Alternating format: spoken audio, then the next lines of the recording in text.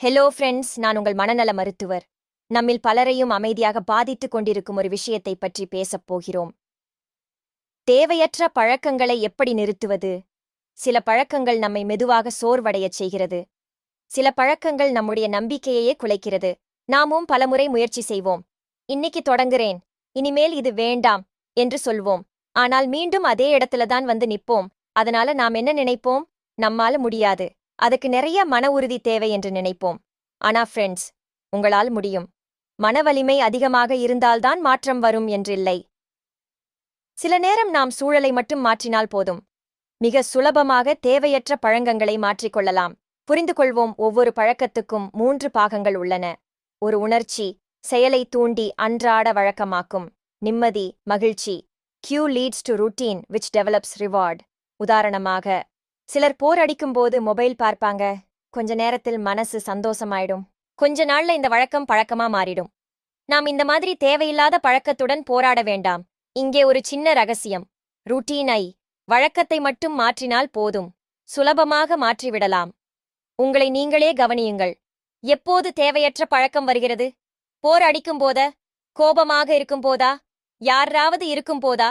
அவற்றை 3 முதல் 5 நாட்கள் வரை எழுதுங்கள். நம்புங்கள், வழக்கமாக நாம் என்ன செய்கிறோம், ஏன் செய்கிறோம், எதற்கு செய்கிறோம் என்று தெரிந்தாலே தேவையற்ற பழக்கம் குறைய ஆரம்பித்துவிடும். சரியா? ஏனெனில் நீங்கள் உங்களை கவனிக்க ஆரம்பித்து விட்டீர்கள். மூளைக்கு மாற்று வழி கொடுங்கள். பழகிய தேவையற்ற பழக்கத்தை திடீரென்று நிறுத்துவது கடினம். ஏனென்றால் மூளை அந்த வெற்றிடத்தை விரும்பாது. அதனால் வேறு ஒரு நல்ல பழக்கத்தை வழக்கமாக்க வேண்டும். போர் அடிக்கும் நேரத்தில் போன் எடுக்காமல் சிறிய நடைபயிற்சி போங்க. தேவையற்ற பழக்கத்தை கடினமாக்குங்கள். நல்ல பழக்கத்தை எளிதாக்குங்கள். உதாரணமாக, நல்ல பழக்கத்திற்கு தேவையானவற்றை பார்வையில் படும்படி வைத்துக் கொள்ள வேண்டும். பழங்களை சாப்பாட்டு மேஜையில் கண்ணில் படும்படி வைத்துக் கொள்ளலாம். படுக்கையில் மொபைல் பதிலாக புத்தகங்களை வைத்துக் கொள்ளலாம். நடைபயிற்சிக்கு தேவையானவற்றை கதவு அருகில் வைத்துக் கொள்ளலாம். ஒரு விஷயத்தை நிறைவேற்றுவதற்கு மனுண்டுதலை விட சூழ்நிலையே அதிக சக்தி வாய்ந்தது. சிறியதாக தொடங்குங்கள். ஒரு நாளைக்கு 1 மணி நேரம் உடற்பயிற்சி செய்வோம் என்று நினைக்க வேண்டாம். அதற்கு பதில் 5 நிமிடம் செய்யுங்கள். மொபைல் பார்க்கவே மாட்டேன் என்று நினைக்காமல் தேவைப்படும்போது மட்டும் பயன்படுத்துவேன் என்று நினையுங்கள். ஒரு செயல் செய்தவுடன் மற்றொன்று செயல் உடனே செய்வேன். உதாரணமாக, பல் துலக்கிய பிறகு 2 நிமிடம் உடற்பயிற்சி செய்வேன். காலை காப்பிக்கு பிறகு 5 நிமிடம் படிப்பேன். சின்ன சின்ன மாற்றங்கள் மெதுவாக வாழ்க்கையே மாற்றும்.